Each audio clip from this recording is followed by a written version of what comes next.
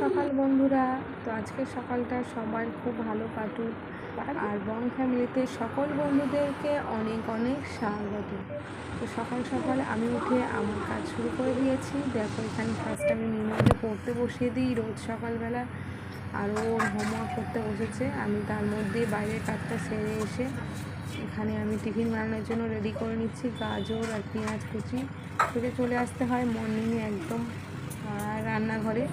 তো আমি এখানে তেল গরম করে আর পেঁয়াজ আর গাজর আর ডিম একসঙ্গে ভাজি করে নিয়েছি। নিয়ে এখানে চাউমিনটা আগে থেকে সিদ্ধ করে নিয়েছিলাম, তো সেটা দিয়ে ভালো মতো একটা চাউমিন বানিয়ে নিচ্ছি। এটা মিমো স্কুলে নিয়ে যাবে, টিফিনে খাবে তার জন্য। আর সকালবেলার খাবার আমার বানানো হয়ে গেছে। তো কী কী বানিয়েছি অবশ্যই দেখাবো, সঙ্গে থাকুন।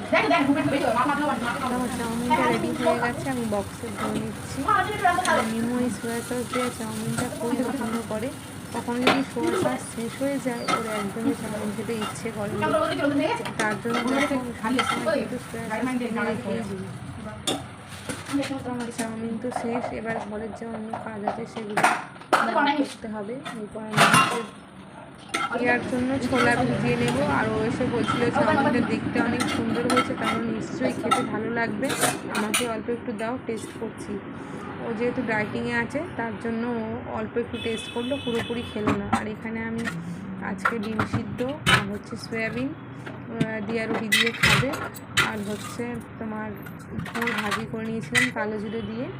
আর তারপর আমি ভালো করে গ্যাস ট্যাসগুলো মুছে ক্লিন করে দিচ্ছিলাম। নোংরা হয়ে থাকলে না আমার একদম ভালো লাগে না। এরপর সকালবেলা একটা আমি মৌরির চা খাই, সেটা চা ছাড়াই মানে মৌরি আর তেজপাতা দিয়ে চাটা আমি বানিয়ে নিচ্ছি।